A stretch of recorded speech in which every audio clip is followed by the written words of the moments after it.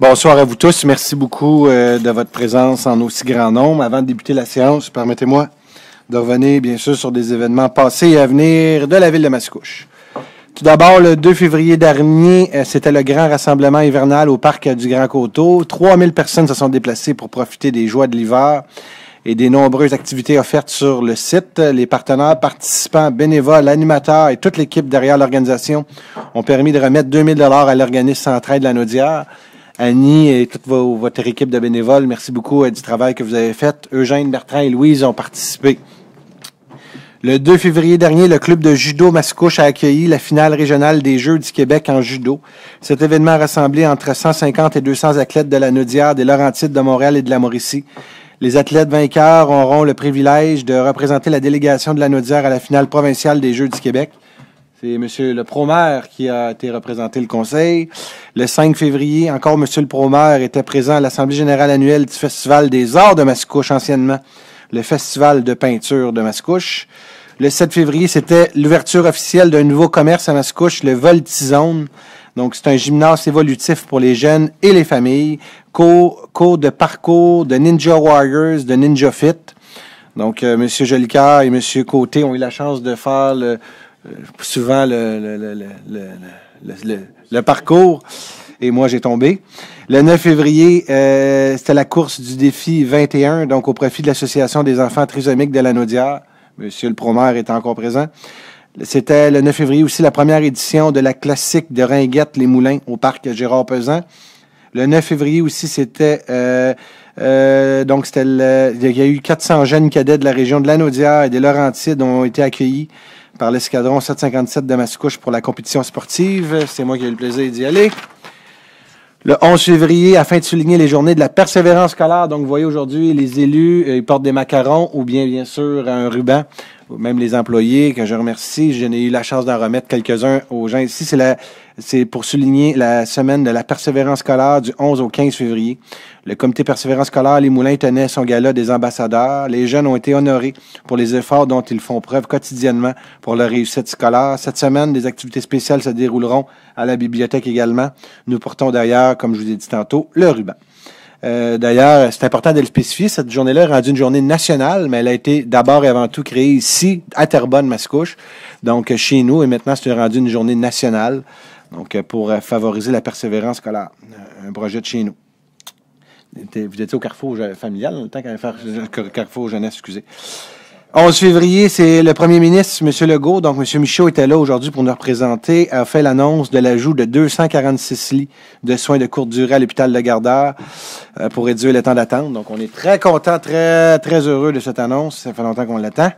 Maintenant, les activités à venir, le 17 février, c'est la 4e édition du défi hivernal au parc du Grand Coteau. C'est au profit du département de santé mentale de l'hôpital Pierre-Legardeur. La ville de Mascouche aura son équipe de représentants qui participeront à la course à pied. Donc, l'équipe sera composée de Dany, Nathalie Kessler, Marisa Curcio. Vous courez quelle distance? Le 5 km, donc n'oubliez pas, il faut finir premier. Et finalement, Lydia Preston, donc ce sont tous des employés de la ville. Et moi, je vais être présent le matin pour... Dany aussi, tu cours, hein? Monsieur Franche, ici, vous courez. Le 25 février, juste avant la séance publique, ça va être le dévoilement d'une mosaïque. Donc, je vous invite à être ici le 25 février prochain avec Aminat et la MRC en collaboration. Donc, un petit rappel aussi qu'il est possible de faire du covoiturage à Mascouche avec la plateforme de jumelage embarquelanaudière.ca. Épargnez sur les frais d'utilisation de votre voiture et profitez des voies réservées tout en faisant un geste écologique. Et on a même une 7-8 places ici de réservées là, pour les gens qui font du covoiturage. Maintenant, qui est 19h, donc, séance ordinaire du conseil municipal de la ville de Mascouche tenue le 11 février 2019 à 19h au 3038 chemin Sainte-Marie-Mascouche. Sont présents l'ensemble du conseil.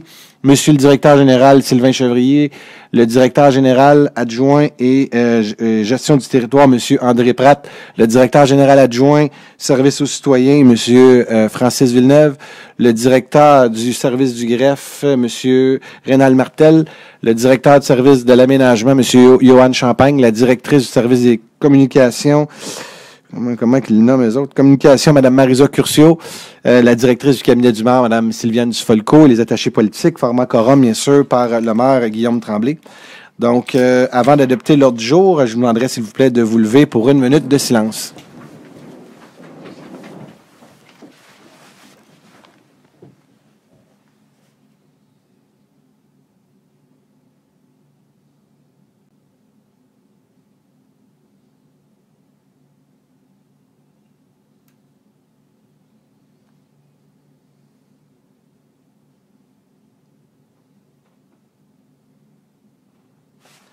Merci beaucoup. Donc, il n'y a aucun nouveau point à l'ordre du jour. Donc, vous avez vu, c'est une petite séance. Donc, avec j'aurais besoin d'un proposeur, d'un appuyeur pour adopter l'ordre du jour. Proposé Stéphane Enfield. Appuyé Gabriel Michaud. C'est adopté à l'unanimité. Donc, on est rendu à la première période de questions. Donc, si vous avez des questions qui sont des sujets tout autres que les sujets à l'ordre du jour, c'est le temps de prendre la parole et de vous mettre au micro. Donc, juste me donner votre nom et votre adresse. On a une jeune aujourd'hui qui fait un travail d'école, donc ça va me permettre d'y expliquer certaines choses des fois. Notre règlement, c'est 5 personnes au micro maximum. Ils ont le droit de 5 minutes maximum pour poser les questions. Ça inclut bien sûr la réponse. Donc, si la question dure trop longtemps, j'ai malheureusement pas le temps de répondre, mais ça fait partie de la vie. La parole est à vous. Bonsoir, Marc Roy, 2941 rue Gouin. Suite à la dernière réunion, je suis allé passer voir le passage piétonnier de la rue entre Marchand et Bohémien. La surprise fut de ma joie de voir que ça a été dégagé, que l'ouverture n'est plus obstruée. Et j'ai entendu la semaine passée, c'est ça, il y a l'autre personne qui demeure près du parc Mathieu. Aussi, ça a été dégagé. Madame Forêt va être heureuse pour ses citoyens, ainsi que M. Enfield pour les citoyens de son quartier.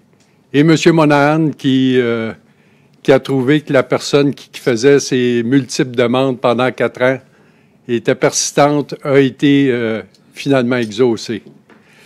Je suis passé par là aujourd'hui. Il faisait assez beau pour faire du... Maintenant, si vous le permettez...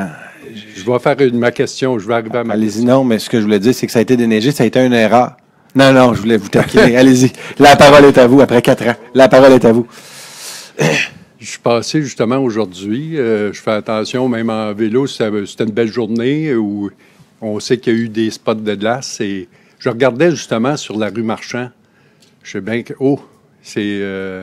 c'est pas joli juste avant le passage. Là, je sais bien que les déneigeurs l'ont pas facile cette année avec les périodes de verglas, mais ce coin-là, on voit les traces gelées, là, c'est épouvantable. Puis on sait que la tempête s'en vient. Je sais bien que un peu partout, il faut qu'ils se dépêchent avant que ça gèle. Je sais pas si ils ont des ordres de...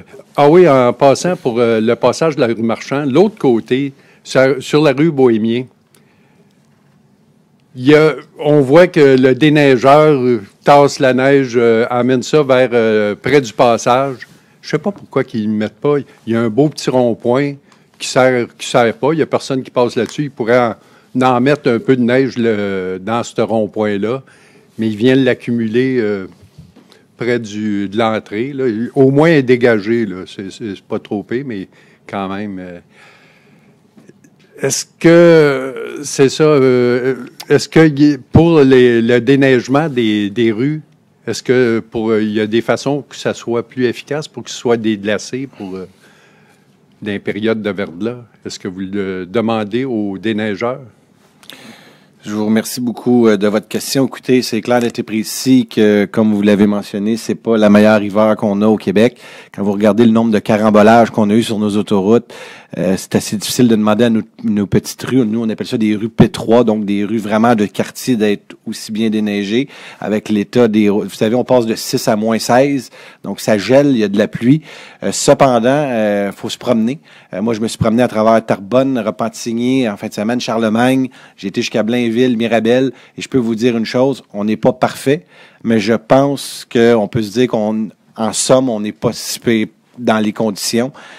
Par exemple, chez nous, personnellement, oui, il y a une bonne couche de glace, mais comme je vous dis, c'est normal que les rues comme Châteaubriand, Charny, Bourg, Crépeau, c'est des rues beaucoup mieux déneigées. Pourquoi? Parce que c'est des routes qui sont prioritaires, sont déneigées aussitôt que le verglas tombe. Les plus petites routes, les chemins moins utilisés. Mais votre question est de savoir, on est toujours en amélioration continue. Si on peut s'améliorer, c'est clair, net et précis. Vous savez, on est rendu avec un nouveau directeur général adjoint qui s'occupe justement de la gestion du territoire. Donc, ça couvre l'aménagement du territoire, mais ça couvre aussi les travaux publics, ça couvre les services de génie. Et Monsieur Pratt vient de la Rive-Ville de Bécomo. C'est quelqu'un de terrain. Donc, puis je l'ai dit comme ils disent là-bas, terrain. Donc, ça travaille, ça se promène sur le terrain, ça va se promener pour nous assurer, puis il fait beaucoup de vérifications terrain en ce sens, pour nous assurer d'avoir le meilleur service à notre population. Mais on va essayer de s'améliorer, puis on a pris en note la rue Marchand. Si on est capable de l'améliorer, ça va nous faire plaisir. Finalement, pour vos corridors, parce qu'il me reste 31 secondes, juste vous dire, ça va toujours être de cette façon-là. Il faut comprendre que la ville, nos employés vont déneiger en premier, nos bornes fontaines vont déneiger en premier, les routes vont déneiger. Mais quand on a plus de temps devant nous, c'est clair, net et précis que l'entrée de la rue Marchand ou l'entrée du parc Mathieu, c'est pas dans la priorité numéro 1, numéro 2, numéro 3 de la ville. Quand on a du temps pour nos employés, ben c'est clair, net et précis que le service des travaux publics, ben va faire ça. Mais on a pris en note, par exemple, l'entrée de Marchand parce qu'elle vous tient à cœur. Puis on a pris en note ici le Mathieu. Quand on a du temps, on va les envoyer. Merci. Bonsoir à tous. François Collin, 1806 rue Glengarry. Donc, pour débuter, je voudrais vous informer, à moins que vous l'ayez déjà remarqué, que je publie désormais une infolette sur l'actualité municipale. L'objectif, c'est un peu de donner la parole à l'hôtel de ville, ce que j'appellerais les dissidents, là, vu qu'il n'y a pas d'opposition ici. Je compte faire ça, je voulais vous aviser que je compte faire ça de façon respectueuse, puis de façon aussi constructive, dans la mesure où ça va être possible d'apporter des commentaires visant à améliorer, améliorer les choses. Évidemment, ça implique que je vais devoir faire des demandes d'accès à l'information. Donc, je voudrais que vous ne soyez pas surpris que si vous receviez des demandes d'accès à l'information de ma part. Et à ce niveau-là, ma question, c'est la suivante. Je me demande si je peux compter sur l'ouverture et la collaboration de la Ville au niveau de mes demandes d'accès à l'information. Vous savez que cette loi-là est gérée par Québec et on ne peut pas donner un avantage plus à un citoyen qu'à un autre. Cependant, soyez assurés, de mémoire, on avait reçu une lettre là, sur environ 400-500 demandes à l'accès à l'information. On avait eu vraiment peu de demandes qui avaient non été données dans les années précédentes et soyez assurés que que ça va être dans la même continuité. Il faut savoir aussi que tout cela a un coût. De demande à l'accès à l'information, c'est du personnel qui travaille. Donc, c'est des gens qui se donnent, qui font leur possible, mais qui n'ont pas juste à la loi sur l'accès à l'information à gérer. Mais soyez assurés que selon la réglementation municipale qui nous encadre, ça va toujours nous faire plaisir de vous donner. Puis, si jamais vous avez des données que vous trouvez qu'on ne respecte pas, ben vous pouvez passer par la loi sur l'accès à l'information sans problème, tel que vous l'avez déjà fait. Puis, je suis content de savoir qu'aujourd'hui, auparavant, vous étiez un candidat à la mairie. Aujourd'hui, vous êtes parti à un site. Donc, vous continuez votre action citoyenne. Moi, je vous en félicite et comme individu, je vais toujours encourager les citoyens à s'impliquer activement dans leur communauté. On est content de vous voir. D'accord, je vous remercie. Ma deuxième question, ça concerne la piste de ski de fond. Vraiment, cette année, la piste, je dirais qu'elle est à peu près pas entretenue. Ma conjointe fait du ski de fond 2-3 fois par semaine, puis je vais vous dire que elle croise plus de gens sur la piste de Terrebonne qu'à Mascouche. Là, en appelant à la ville, on a appris à l'heure actuelle que, semble-t-il, que c'est la ville de Terrebonne qui entretient la piste de ski de fond de Mascouche. On nous a aussi dit que la raison pour laquelle c'est la ville de Terrebonne, c'est parce que la dameuse de la ville serait brisée, puis que ça coûterait un montant comme une soixantaine de mille de dollars pour la remettre en état. Donc, ma question, c'est est-ce que c'est la réalité? Est-ce que c'est exact? Je vais vous dire la réalité. C'est pas la ville de Terrebonne, c'est une association. Donc, le groupe plein air Terrebonne, qui est la ville de Mascouche, faut concevoir, faut se rappeler, vous n'étiez pas là dans la dernière année. La dernière année, la Dameuse était prêtée au Club Équestre. Donc, le Club Équestre, pour les 2 dernières années, la Dameuse a été prêtée. On est allé en appel d'offres. D'ailleurs, on va le voter de mémoire, c'est à la prochaine séance, monsieur. Donc, la réparation de la Dameuse en tant que telle. Dès cette année, quand on a su qu'il y avait des réparations à faire sur notre Dameuse, monsieur Pratt s'est reviré de bord sur un dixaine en disant, mais là, il faut pareil donner une condition gagnante à nos pistes de ski de fond. Malgré qu'ils sont pas parfaites, on l'entend, puis je pense que quand c'était fait, c'était mieux fait l'année dernière. Vous avez totalement raison. Donc, oui, il y a un contrat qui va être donné. C'est en bas de 60 000, je vous rassure. Donc, on est content, nous aussi. Et ça va être, donc, pour l'année prochaine, la situation va être améliorée, mais on s'y revirait vite pour en avoir une. On a même essayé d'en louer une au privé. Elles sont pas disponibles. Donc, c'est pour la raison. Pourquoi? Parce qu'on l'avait prêté à un organisme à but non lucratif, qui est le Club de plein air, mais on va s'améliorer l'année prochaine. Vous avez posé, je vais prendre le prochain. Si vous permettez, il y a un autre citoyen qui veut poser des questions. Justement, c'était parce que j'avais eu des informations sur c'est la Dameuse. Je pensais que c'était la chenillette qui avait été brisée. Là. Je ne sais pas si exactement. Là. C'est ça. La chenillette, c'est la Dameuse. C'est la Dameuse. Puis ça, c'est ça. C'est un organisme, comme vous dites, à but non lucratif qui l'aura emprunté pour... La ville l'a prêté au club de caisse, donc ceux qui font les pistes de chevaux. De chevaux. Vous savez que Mascouche, on a énormément de sports à chevaux. Donc, des sentiers de cheval, de chevaux, qui se promènent l'équitation qu'on appelle. Là. Ouais, donc, c'était pour mettre à niveau les pistes d'équitation. Puis, ils ont été un petit peu plus trop vigoureusement avec la Dameuse. Non, parce qu'habituellement, à toutes les années, sur une Dameuse, on se doit de mettre environ entre 15 et 17 000 pour mettre à niveau la Dameuse. Puis on l'a reprêté pendant 2 ans sans mettre aucun entretien.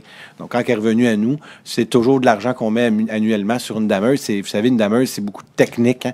Donc, cette somme-là, on ne l'avait pas dépensée les 2 dernières années. Donc, cette année, de mémoire, là, vous allez voir, on va attendre de savoir, être certain que le soumissionnaire est conforme, mais ça va être à peu près le même montant qu'on va avoir à mettre. Le conseil a tout posé ces questions-là. M. Modelin, 545 Dorset. Sur le coin de Chemin des Anglais puis Garden, est-ce qu'il y a des nouvelles concernant la sécurité de ce coin? Qu'est-ce que vous voulez dire? Mais j'avais posé une question. Je voulais savoir si le coin était en sécurité pour les piétons, pour les voitures et tout ça.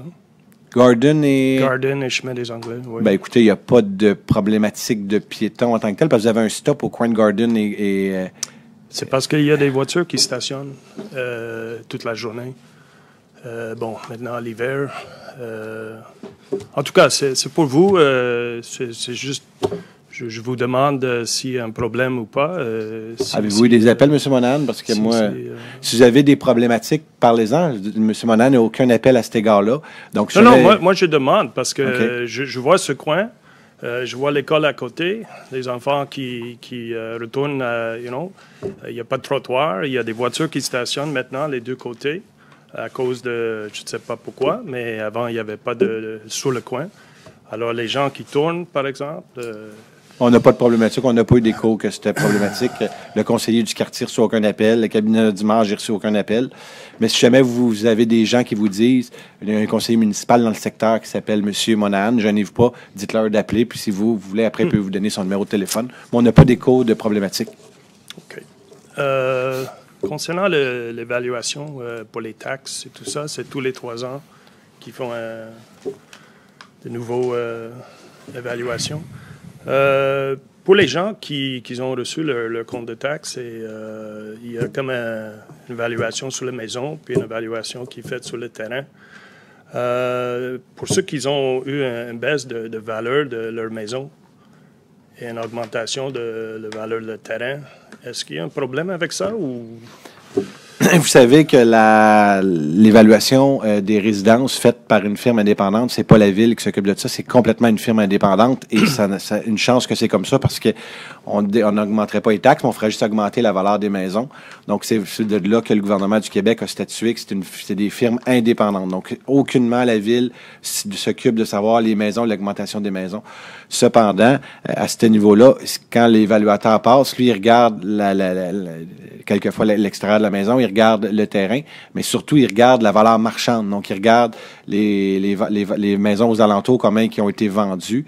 Et je vous donne un exemple chez nous, une maison neuve, donc qui est évaluée à 300 quelques mille dollars, qu'elle a été évaluée. Mais ils ont regardé au pourtour les maisons, comment qui ont été vendues réellement, et j'ai eu une augmentation importante. Il y en a d'autres que les évaluations étaient à X montant, mais que les maisons au pourtour ont été vendues un peu moins cher que l'évaluation.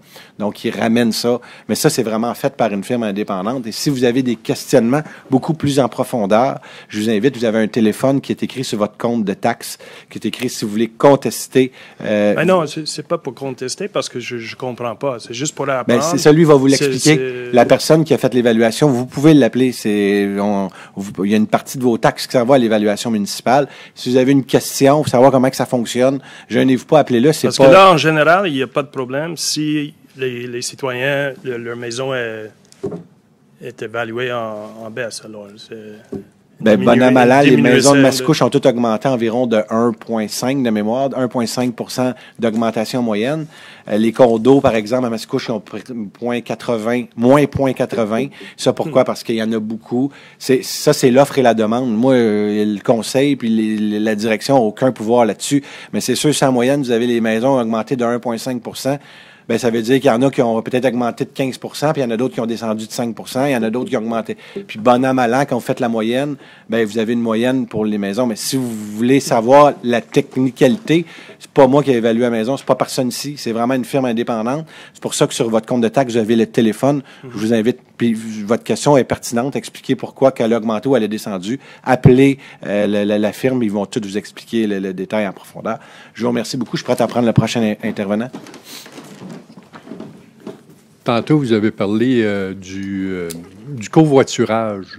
C'est ça, puis ça a allumé. J'ai vu la semaine dernière sur Internet qu'il y a une demande qui est faite par un groupe pour avoir du covoiturage sur le pont de la 25 parce que le train serait peut-être temporairement arrêté vu les travaux là, du RM pour se rendre au centre-ville. J'ai dit, c'est pas fou, là, le covoiturage sur le pont de la 25, une demande, on sait que c'est gouvernemental, qui est passage gratuit. Je ne sais pas si la ville de Mascouche peut appuyer ce ville-là. Si vous avez bien lu l'article, il disait le maire de Terrebonne qui avait parlé à son collègue de Mascouche et il était complètement en accord avec cette proposition-là. Il faut comprendre que d'un point de vue régional, M. Plante occupe la fonction du il siège à l'EXO, qui est le réseau de transport métropolitain. Donc, au niveau de la MRC, c'est Marc-André Plante qui nous représente. Donc, quand il prend une position pour la MRC, ben on se consulte, on se parle. Donc, c'est pour ça que dans l'article, c'était écrit que le maire de Terrebonne est en accord. Moi, comme préfet, je siège à la communauté métropolitaine de Montréal, table des préfets de la Naudière, et donc on se partage les fonctions. Donc, c'est lui qui siège à la table au niveau du transport en commun. Dans l'article, elle prenait le temps de le lire comme il faut. Il mentionnait qu'il avait parlé au maire de Mascouche et qu'il était complètement en accord avec cette proposition-là.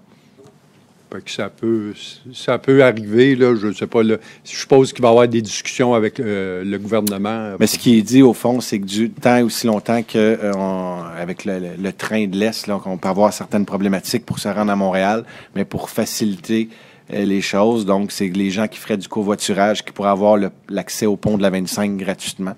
On ne peut pas être contre ça, loin de là. On veut favoriser le transport en commun. Vous avez la voie sur l'autoroute qui favorise justement le covoiturage, mais rendu au pont de la 25, puis ça pourrait être payé, un peu comme les autos électriques payées par le gouvernement du Québec. C'est un peu le message que M. Plante, c'est une idée qu'il a lancée au jeu, et ce que j'ai su des dernières discussions avec M. Plante, c'est que le ministère des Transports voit cette proposition d'un bon œil. Maintenant, c'est pas nous le ministre, c'est pas nous qui peut prendre la décision, mais je pense qu'il faut proposer des idées, et on est en mode solution avec la MRC.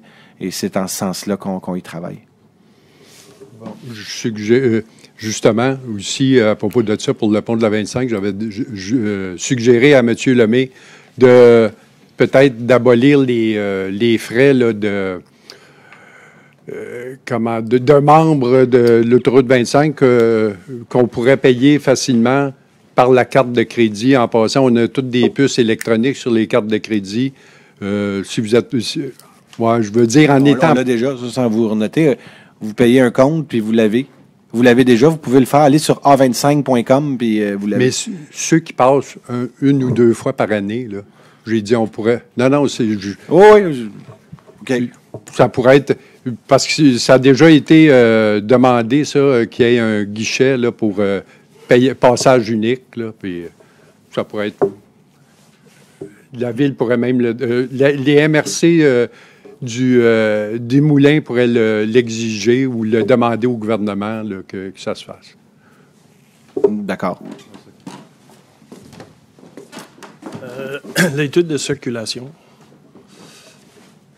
Elle s'en vient, vous allez l'entendre. On a commencé à en parler ce soir avec le conseil de ville. On va continuer à en parler dans les prochaines séances de travail et vous allez l'entendre parler. Je me donne comme objectif d'en parler publiquement. Mettons, on va se donner le mois d'avril. Donc, d'en parler publiquement, puis donner les grandes orientations. Soyez assurés qu'il y a des bonnes solutions qui s'en viennent et que dans le plan triennal d'immobilisation, vous avez vu de mémoire sur 3 ans, la Ville a mis 4 millions de dollars. Je pense aussi qu'on peut aller chercher de l'argent avec les gens qui vont développer notre ville. Donc, à cet égard-là, si on est capable d'investir plusieurs millions de dollars pour améliorer notre circulation, c'est un objectif numéro 1 de la Ville et on va y travailler pour avoir un plan de match pour les prochaines années. Mais vous allez en entendre parler. Si votre question, quand est-ce que vous allez en entendre parler, ça va être au mois d'avril. On avait dit début février. Je vais être obligé de vous avouer qu'on est 2 mois en retard, mais on aime mieux prendre un peu plus de retard, mais être bien préparé, puis surtout avoir les bonnes idées que d'être trop vite à la va-vite. Je pense pas que ça va amener à grand-chose. Donc, on se donne un peu plus de temps pour régler une fois pour toutes cette problématique. Cependant, je sais que vous demeurez pas là du tout, mais je peux vous dire une chose pour le véhiculer, pour l'utiliser.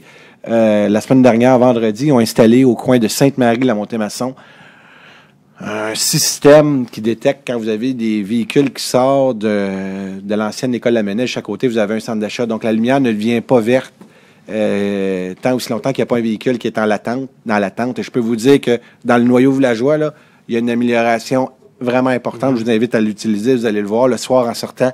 C'est beaucoup plus fluide. Donc, c'est tous des petits exemples comme ça, mais qui vont faire qu'on va améliorer la situation vraiment de façon importante. Cependant, à Mascouche, je l'ai dit, la Ville à travers le Québec, l'âge moyen, c'est 42 ans. Ici, on est à 36-37 ans. Pourquoi? Parce qu'on a beaucoup de jeunes, on a beaucoup des jeunes familles et des gens qui travaillent. Est-ce que la situation va être parfaite à Mascouche? On va se rendre en claquant des doigts. Comme Mascouche, comme l'Assomption, comme Saint-Lin, comme on est des villes où ce que c'est dynamique, où ce que les gens viennent à Mascouche. Pas pour rien qu'on a encore fait 100 millions d'investissements cette année. Les gens choisissent Mascouche. Pourquoi? Pour nos activités de fin de semaine. Donc, c'est clair, net et précis qu'on ne peut pas améliorer la circulation de façon extraordinaire, dire du jour au lendemain que tout est réglé. Est-ce qu'on peut l'améliorer cependant? Cependant, la réponse est oui. Je vous remercie. Avez-vous une deuxième question? Oui, c'est juste concernant la grève. La grève des cols blancs. Est-ce que... il y a des commentaires ou quelque chose? J'ai aucun commentaire. Une grève, je souhaite de régler le plus rapidement possible et j'invite les intervenants à s'asseoir ensemble pour régler. On s'en va en médiation demain. Ça va être quoi, là, quand la grève est déclenchée? Ça va être quoi? Qu'est-ce qui va se passer concernant la ville? Demain, les bureaux vont être fermés? Ils ont calé deux journées de grève. Demain, l'hôtel de ville, le service à la population. Donc, quelqu'un qui vient à l'hôtel de ville, c'est ouvert, mais pour le reste, la bibliothèque est fermée. Vous avez... mais c'est une grève, là. C'est la loi oui, non, mais je sais c'est pas. fermé. Il y a des services de coupés parce que les employés sont en grève, oui.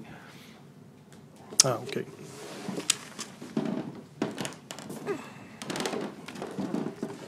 Bonsoir, François Collin, 1806 Glengarry. Je reviens sur la question de la dameuse. Vous aviez dit que c'était le groupe Plein Air Terrebonne, plutôt que la ville. Ma question, c'est, est-ce que vous savez combien ça coûte, quel montant que la ville paie à cet organisme-là pour l'entretien?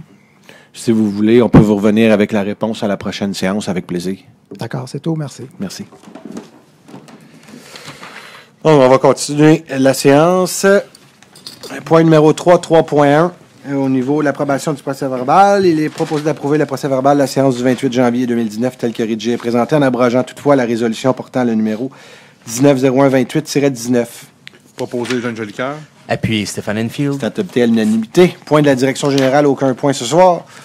Point numéro 5, greffe et services juridiques. Il est proposé d'adopter le règlement 1235-1 modifiant le règlement 1235 ordonnant des travaux de remplacement de conduite d'aqueduc et d'égout, de réfection de bordures, de trottoirs et de pavage sur diverses rues, ainsi que les services professionnels et techniques y afférents, et décrétant à ces fins une dépense et un emprunt de 6 175 000 afin d'en augmenter l'emprunt à 7 88 000. Donc, je répète, 6 175 000 à 7 88 000 $. Proposé Jean Jolicoeur. Appuyé Louise Forêt. C'est adopté à l'unanimité, donc tel qu'on avait parlé à la dernière séance. Ça, pour les gens qui sont concernés, c'est la rue Quentin, Cardinal, Paquette, Saint-Henri, Vanier et Verdier. Donc, c'est des rues qui ont été faites une partie l'année dernière, mais une grande partie cette année. Saint-Henri, d'ailleurs, qui a eu un bon rendement au sondage de CA Québec. Ça fait 2 années de suite que les rues qui sont là, on les fait. Donc, j'espère que les citoyens vont être heureux. Point numéro 6, finances, aucun point. 7, génie, aucun point. 8, informatique, aucun point. 9, aménagement du territoire. Donc, il est proposé d'approuver les demandes ayant fait l'objet d'une recommandation favorable dans le procès-verbal de la séance du 23 janvier 2019 du Comité consultatif d'urbanisme avec réserve le cas échéant, à l'exception des recommandations numéro 1901, 09, 10, 11, 12 et 13 qui feront l'objet d'une résolution individuelle. Proposé Don Monahan. Appuyé Roger Côté. C'est adopté à l'unanimité. Donc, le prochain point, je vais vous lire le point parce que c'est assez long. Monsieur Champagne, il me donne beaucoup de lecture. Et pour la suite, Monsieur Champagne va vous donner plus ample information.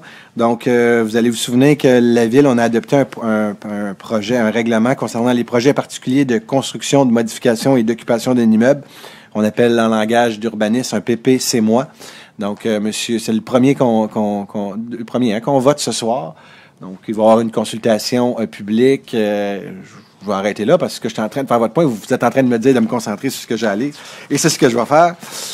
Donc, il est proposé que le préambule fasse partie intégrante de la présente résolution, d'adopter en vertu du règlement 1231 un premier projet de résolution visant à autoriser la construction de 7 bâtiments multilogements et 2 bâtiments mixtes en projet intégré sur le lot 4 894 549 550 5 196 347 cadastre du Québec, circonscription foncière de l'Assomption, à titre de projet particulier de construction, de modification ou d'occupation d'un immeuble. De permettre que le projet, suite à l'opération cadastrale telle que prévue au plan de projet de lotissement présenté à l'annexe A de la présente résolution, déroge à certaines dispositions prévues dans les règlements d'urbanisme de la Ville et à cette fin d'autoriser le requérant à. Donc, premièrement, dans le règlement de zonage 1103. Contrairement à l'article 26, construire des bâtiments principaux d'une hauteur de 4 et 7 étages au lieu d'un hauteur minimum de 8 étages. Contrairement à l'article 27, construire des bâtiments principaux avec un rapport plancher-terrain de 143,3 % au lieu du rapport plancher-terrain de 150 % dans la zone RC 537 et de 200 % dans la zone CM 573. Contrairement à l'article 28, construire des bâtiments principaux avec un rapport bâti de 22,8 % au lieu du rapport bâti-terrain minimal de 30 %, Contrairement à l'article 327.1, construire des bâtiments principaux localisés à une distance de 8,1 mètres de la ligne avant du terrain, alors que la distance maximale autorisée est de 6 mètres. Contrairement à l'article 327.1, construire des bâtiments principaux localisés à une distance de 6,17 de la ligne avant secondaire, rue Sicard, du terrain, alors que la distance maximale autorisée est de 6 mètres. Contrairement à l'article 327.1, construire des bâtiments principaux localisés à une distance de 28,84 mètres à 35,72 mètres de la ligne avant secondaire, bretelle de l'autoroute 25, alors que la distance maximum est de 6 mètres. Contrairement à l'article 158, aménager 4 accès sur la rue Sicard au lieu du nombre d'accès maximum fixé à 3. Contrairement à l'article 327.1, aménager un stationnement sans prévoir un minimum de 10 % de cases pour les visiteurs. Contrairement à l'article 302, réaliser un projet intégré résidentiel et mixte. Règlement relatif au plan d'implantation et d'intégration architecturale numéro 1089. Contrairement à l'article 54, construire 7 bâtiments de 7 étages sans prévoir une gradation dans la hauteur cadre bâti. Contrairement à l'article 55, construire 9 bâtiments en projet intégré sans favoriser la conservation du couvert végétal et des arbres matures existants. Contrairement à l'article 55, réaliser des aménagements paysagers et intégrer du mobilier urbain qui ne contribue pas à conférer une identité au projet et à mettre en valeur les bâtiments et le site dans son ensemble. Contrairement à l'article 55, réaliser des aménagements des aires de stationnement à l'extérieur non dissimulés et facilement visibles des voies de circulation. Quatrièmement, d'ordonner aux requérants de respecter les conditions suivantes. Que les bâtiments principaux et accessoires respectent le plan projet d'implantation, minute 2609, signé par monsieur, Normand Fournier, arpenteur géomètre, daté du 4 décembre 2018 et se trouvant à l'annexe A de la présente résolution. Que les bâtiments principaux respectent le plan des évaluations architecture comprenant le choix des matériaux de revêtement extérieur portant le numéro 18818 réalisé par DKA Architecte daté du 15 janvier 2019 se trouvant à l'annexe B de la présente résolution. Que l'aménagement du site respecte le plan d'aménagement paysager réalisé par M. Robert Trépanier, architecte paysagiste, daté de janvier 2019, se trouvant à l'annexe C de la présente résolution. Que le phasage de réalisation respecte les informations fournies et le plan de phasage réalisé par M. Robert Trépanier, architecte paysagiste, en date de janvier 2019, se trouvant à l'annexe D de la présente résolution. Que les espaces boisés à conserver, incluant le lot prévu à des fins de place publique, fassent l'objet de mesures de protection dès le début des travaux afin d'assurer la préservation à long terme de la portion boisée. Que les aires visées par les travaux de déboisement et étant visées par la réalisation des travaux lors d'une phase subséquente fassent l'objet de mesures d'aménagement temporaire afin d'assurer une couverture végétale au sol en tout temps afin de limiter la propagation de poussière telle que par l'utilisation d'hydroensemencement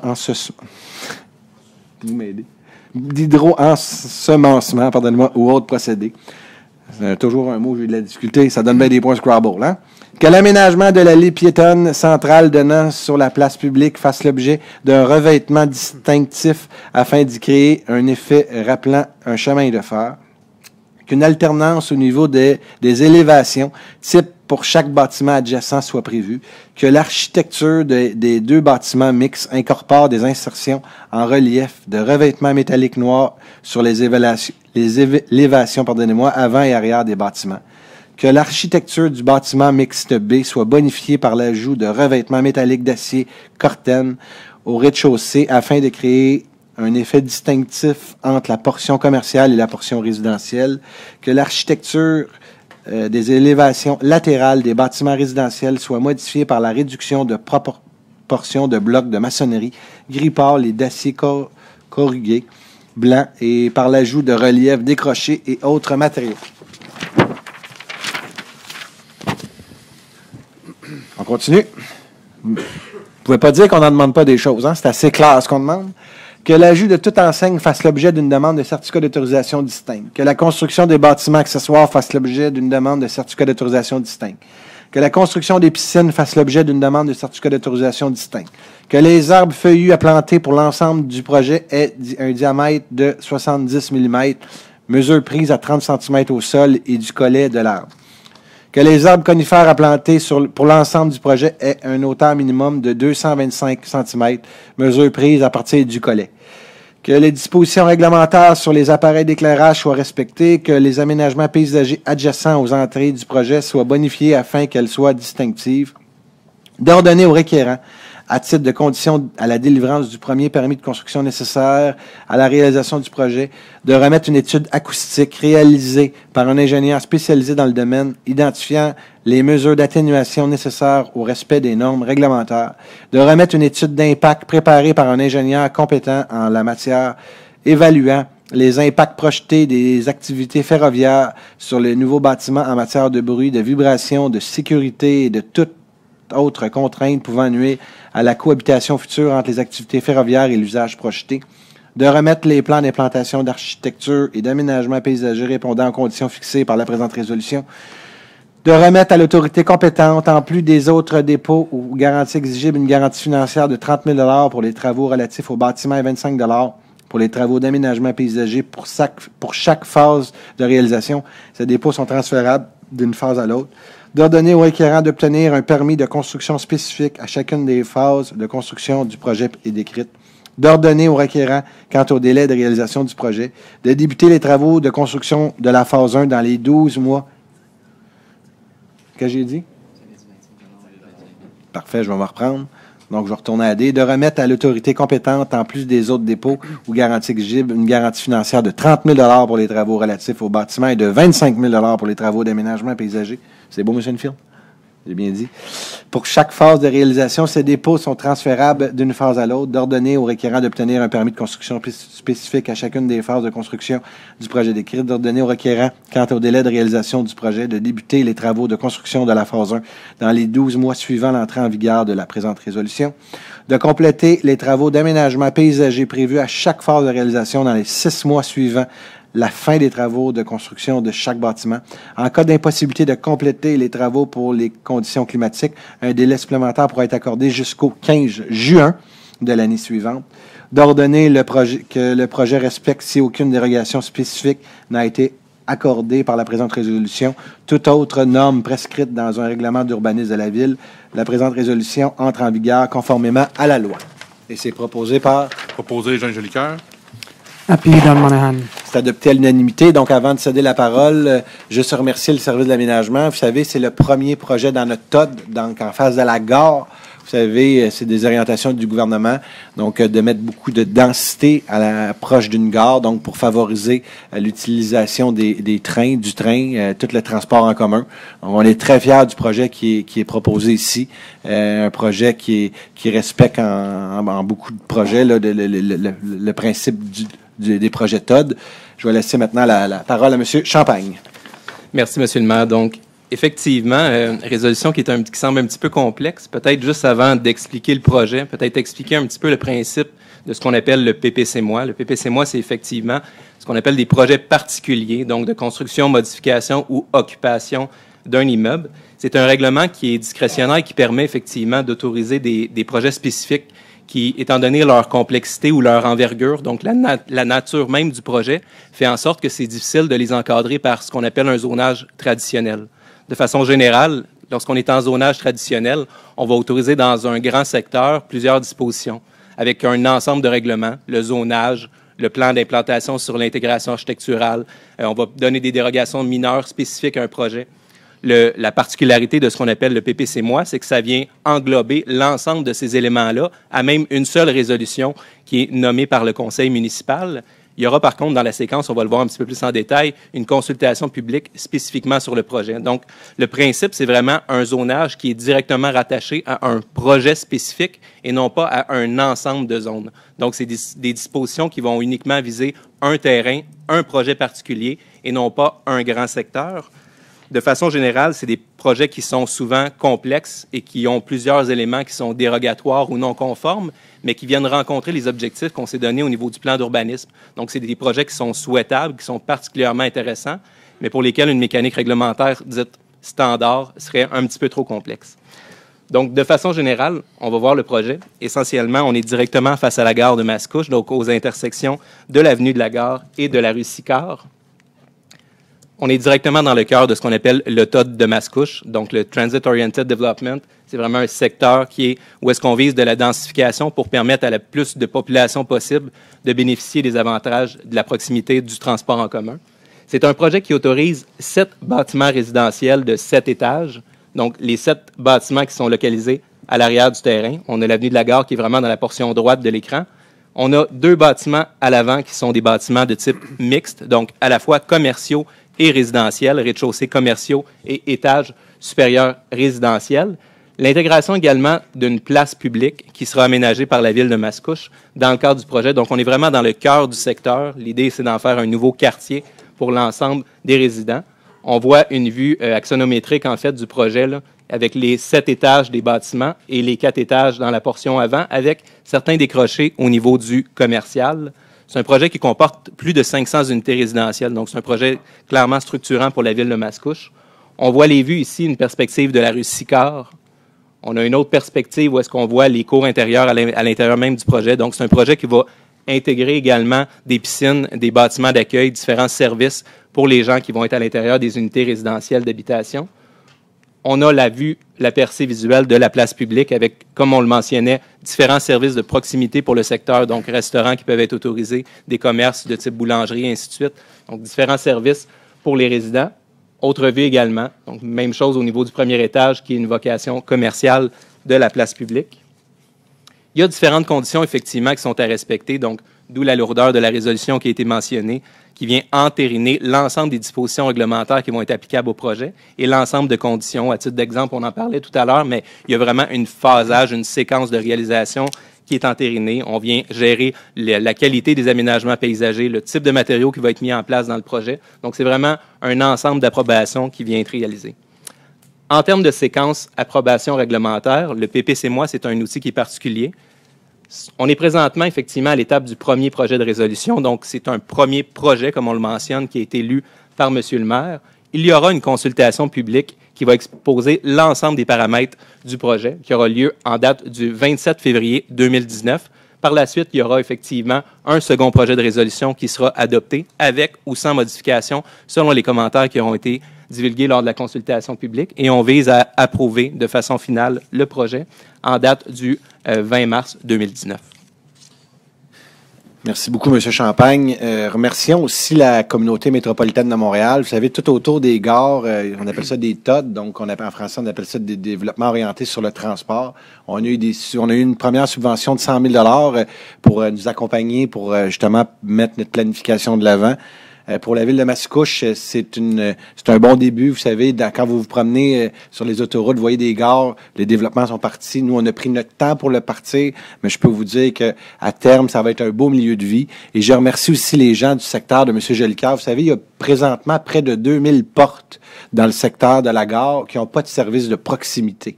Donc, il y a des gens qui sont obligés de traverser le pont pour se rendre soit au IGA de l'autre côté ou sur la Montée-Masson, donc qu'on ramène du monde pour la congestion.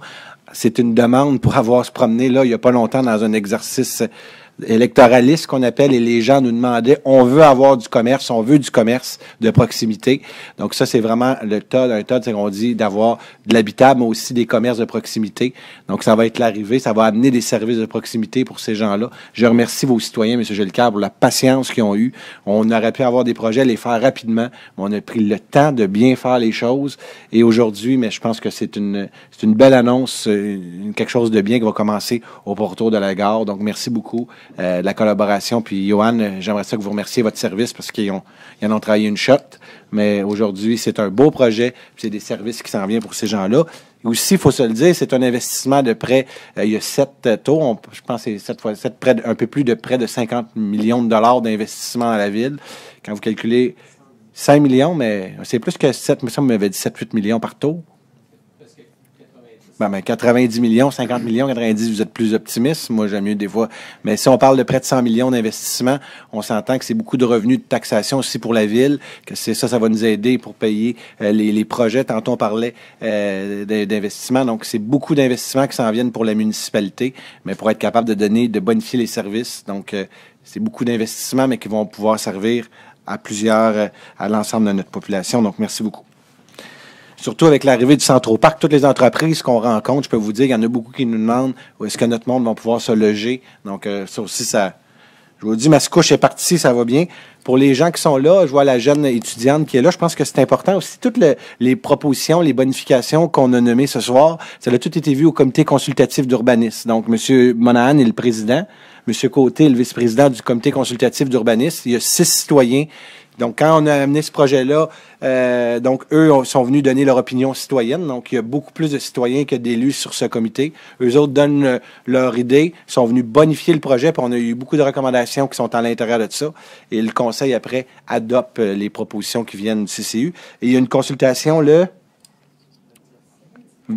27 février ici.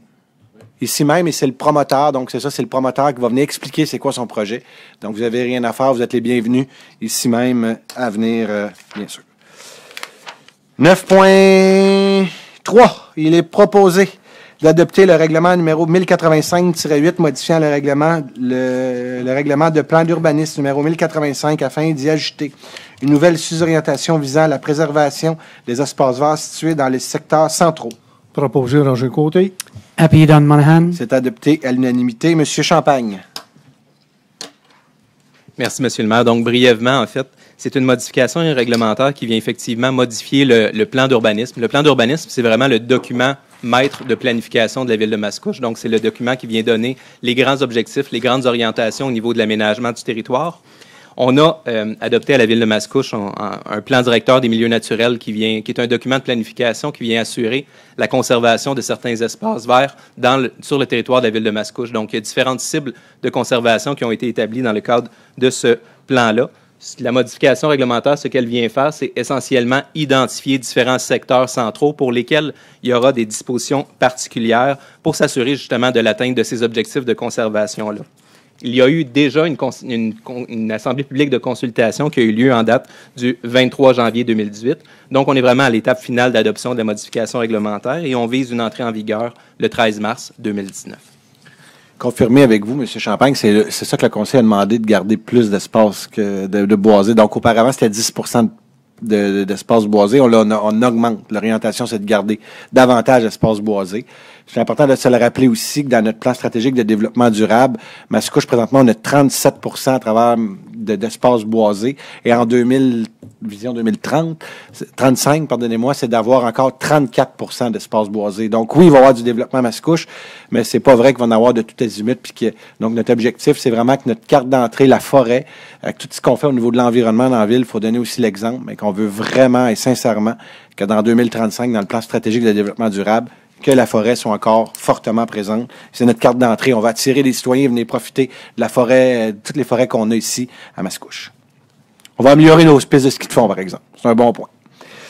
Point 9.4, il est proposé d'adopter le deuxième projet de règlement numéro 1103-54 modifiant le règlement 1103 afin de transférer certains usages compatibles de la classe industrie I2 vers la classe I1, d'autoriser les cordes à linge dans les cours arrière, d'autoriser les bâtiments à usage résidentiel et mixte et d'établir les normes applicables à ces bâtiments à l'intérieur de la zone CB 539, 306, 511 et spécifiquement permettre certains usages de la classe commerce et services régionaux 10C10 à l'intérieur de la zone IA 318, CM 507 et IA 519. Monsieur, c'est proposé par? Don Monahan.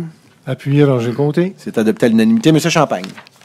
Donc, cette fois-ci, c'est un règlement de modification qui vient modifier le règlement du zonage, donc vraiment le zonage traditionnel.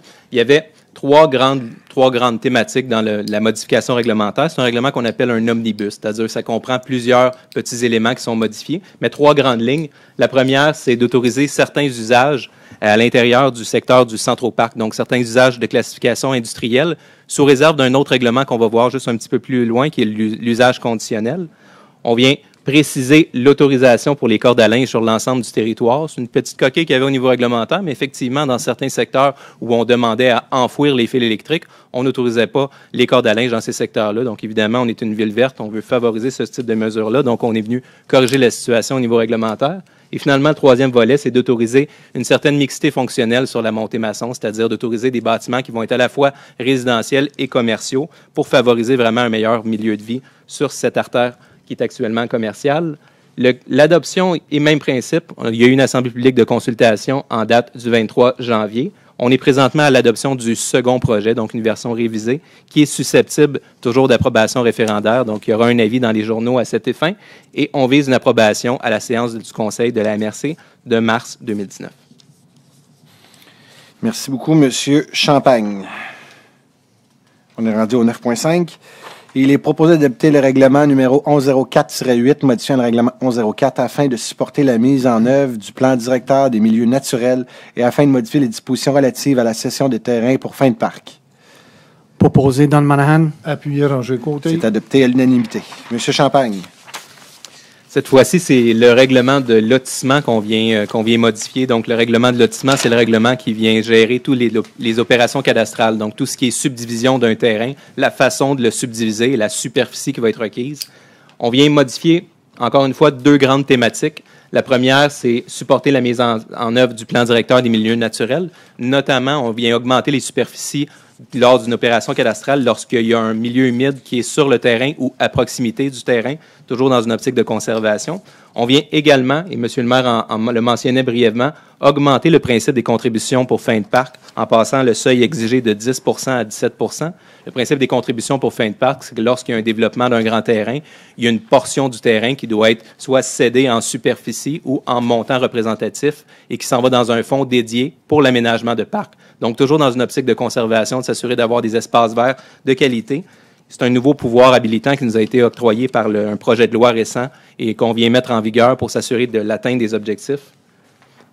Même principe, on avait une tenue d'assemblée publique de consultation en date du 23 janvier 2018 et cette fois-ci, il n'y a pas d'approbation référendaire, donc le règlement rentre en vigueur pour une entrée officielle avec l'approbation de la MRC le 13 mars 2019.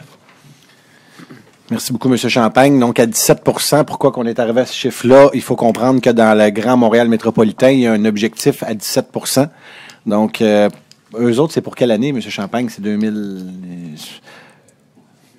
2030, eux aussi. Donc, atteindre 17 sont présentement à 12 ou 13 Donc, on pense que Mascouche, on est un pourcentage, on est le double, on est à peu près à 34 donc on est vraiment très élevé. Cependant, l'objectif de la ville, c'est de donner l'exemple d'être peut-être qu'à 17 j'ai l'impression qu'on va être une des villes peut-être les plus élevées dans le Grand Montréal. Donc, on est très fiers de ça, mais je pense dans toutes les visions, les orientations. Vous avez vu d'ailleurs, la semaine dernière, il y a eu un article qui parlait de toutes les visions au niveau de l'environnement de la ville. Notre plan stratégique de développement durable, c'est vraiment notre vision, notre orientation. Et les babines suivent les bottines. Je ne l'ai pas mélangé, là. Les bottines suivent les babines. Donc, c'est ça. Bon, en tout cas, du moins, on agit tel qu'on le dit. Donc, pour nous, c'est important. Donc, vous n'avez encore c'est ça. Non, c'est toi qui s'est trompé, M. Michaud. 9.6, il est proposé d'adopter le règlement 1179-1, modifiant le règlement 1179 constituant un conseil local du patrimoine afin d'autoriser un membre citoyen supplémentaire dans la constitution du conseil. Proposé Roger Côté. Appuyé Don Monahan. Adopté à l'unanimité, donc un citoyen de plus qui va siéger sur le comité du patrimoine. 9.7, il est proposé d'adopter le deuxième projet de règlement numéro 1198-4, modifiant le règlement 1198 sur les usages conditionnels afin de modifier les dispositions applicables aux zones admissibles et aux usages conditionnels autorisés, ainsi que les critères d'évaluation. Proposé Don Monahan. Appuyé Roger Côté. C'est adopté à l'unanimité. Monsieur Champagne. Donc, cette fois-ci, c'est le règlement sur les usages conditionnels qu'on vient modifier. La modification est en lien, en fait, avec la modification précédente qu'on a vue au niveau du zonage. On venait dire que dans le secteur du Centro-Parc, on venait autoriser différents types d'industries. Le règlement sur les usages conditionnels, ce qu'il vient faire, c'est qu'il vient rajouter des conditions à l'autorisation pour un usage. Donc, il y avait deux grandes thématiques, encore une fois, dans le règlement. On est venu intégrer une liste de catégories d'usage. L'usage, c'est vraiment la fonction ou l'activité. À titre d'exemple, une ébénisterie, c'est un usage ou une fonction. Donc, on vient autoriser une liste d'usages, mais sous différentes conditions, conditions qui sont vraiment clairement établies à l'avance dans le cadre du règlement. On va parler, par exemple, de l'importance de ne pas avoir de nuisances, l'intensité de l'activité, de ne pas avoir de diffusion lumineuse. C'est différents critères qui doivent être rencontrés et c'est le conseil qui va autoriser avec une résolution spécifique, un peu comme ce qu'on a vu avec le PPC-MOI, les projets avec des conditions. Donc, c'est vraiment un outil qui nous permet d'avoir un meilleur contrôle sur les usages qui vont être mis en place à l'intérieur de notre parc d'affaires. Encore une fois, c'est un processus qui a fait l'objet d'une consultation publique en date du 23 janvier. C'est un processus qui est susceptible d'approbation référendaire, c'est-à-dire qu'il y a un deuxième projet qui sera mis en place et on vise une approbation en mars 2019 pour le projet.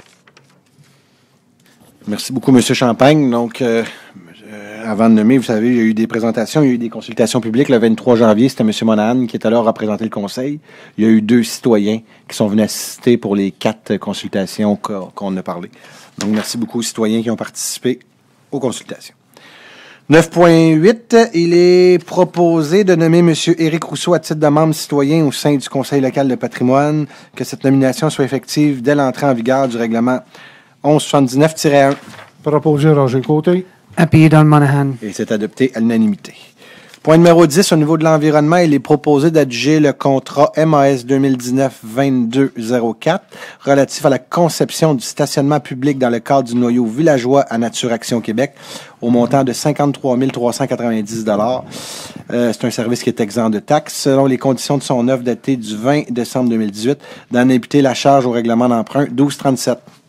Propose Gabriel Michaud. Appuyé Roger Côté. C'est adopté à l'unanimité. Donc, si on parle toute la conception du stationnement qui va avoir lieu dans le noyau villageois, vous savez, avec la nouvelle microbrasserie qui est ouverte, avec tous les commerces de proximité, il va y avoir un nouveau stationnement dans le noyau villageois qui va avoir, mais on veut s'assurer, qui va voir le jour, mais on veut s'assurer justement que ça respecte aussi au niveau de l'environnement. Donc, vous allez voir des arbres de plantés à l'intérieur de ce stationnement-là.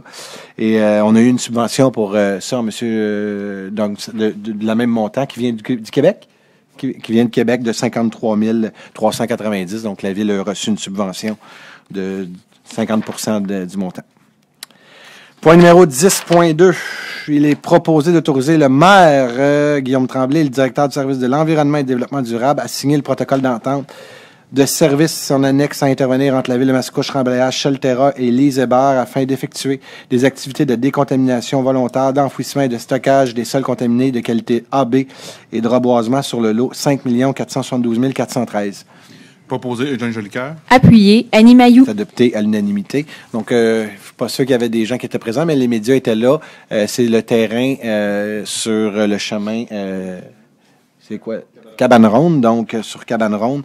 Monsieur a eu l'autorisation, bien sûr, du ministère de l'Environnement à l'intérieur. Vous savez, il y a plusieurs années qu'on parle d'environnement, on n'était peut-être pas rendu à la même étape qu'aujourd'hui. Disons, il y a un terrain où ce qui était vraiment pollué, donc il y avait des tanks, des camions citernes enterrés. Donc, il y a une madame qui nous a demandé de remettre à niveau son terrain. Donc, ils ont coupé du bois, ils ont tout sorti ce qui était de mauvaise qualité. Il y avait des gros camions citernes, et ils vont tout replanter des arbres. Donc, c'est volontaire, la citoyenne a accepté de façon volontaire. Donc, c'est pour redonner une valeur une valeur écologique à son terrain. Donc, on remercie beaucoup Mme Hébert et les gens qui font ce travail. Merci. Point numéro 11, au niveau du service de police, il n'y a pas de point. Point numéro 12, prévention des incendies, aucun point.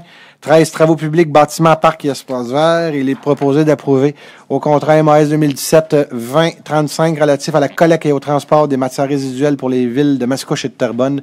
L'ajout à l'automne 2018 d'une collecte supplémentaire des matières organiques d'automne dans le but de procéder uniquement à la collecte et à la disposition des feuilles en sachets dans des sacs. D'autoriser une dépense supplémentaire au montant de 7 507,50 taxes incluses au profit de l'adjudicateur au contrat Enviro Connexion. Proposé Eugène Jolicoeur. Appuyé Louise Forêt. Et c'est adopté à l'unanimité.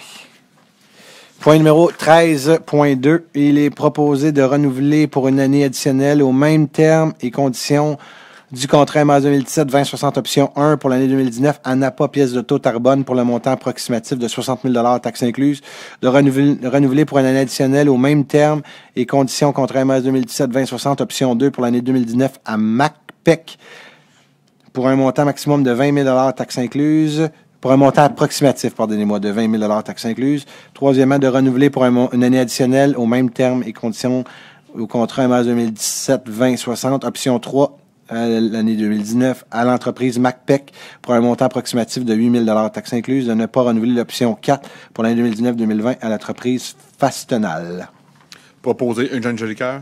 Appuyé Louise Forêt. C'est adopté à l'unanimité. Donc, ça ici, c'est pour le garage municipal pour nos pièces mécaniques. C'est beau, monsieur le greffier? Vous me regardez, je pensais que j'avais fait de quoi. Point numéro 14, au niveau des ressources humaines. Madame Mailly, retirez-vous, s'il vous plaît, parce qu'on va parler de votre fille qui va travailler cet été au camp de jour. Cet hiver au camp de jour, pardonnez-moi. Vous êtes plus là, vous êtes caché? Parfait. Il est proposé d'approuver le rapport de la directrice du service des ressources humaines daté du 30 janvier 2019 concernant une prolongation de mandat de travail de technicienne en génie civil temporaire, une démission, une mise à jour de rapport d'embauche des moniteurs de camp de jour, hiver 2019 et un deuxième engagement de surveillant de patinoire. Proposé par Bertrand Lefebvre. Appuyé Stéphane Enfield. C'est adopté à l'unanimité. Vous pouvez revenir, madame. Donc, c'est la prolongation de Mme Patricia Desroches au service du génie et la démission de Mme Lucier. Donc, on lui souhaite bien sûr une bonne chance dans son nouveau défi, qui était l'archiviste de la ville et où on est déjà en appel de candidature pour le prochain poste, le remplacement. Monsieur Michaud, voulez-vous retirer, s'il vous plaît? Donc, Monsieur Michaud se retire parce qu'il fréquente bien sûr une employée cadre.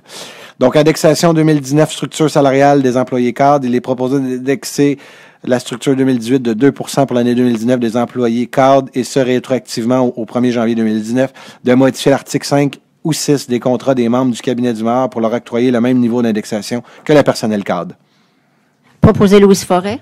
Appuyé Roger Côté. C'est adopté à l'unanimité. Donc, un peu le même principe qu'on avait donné à nos employés col bleu. Donc, c'est 2 % par année.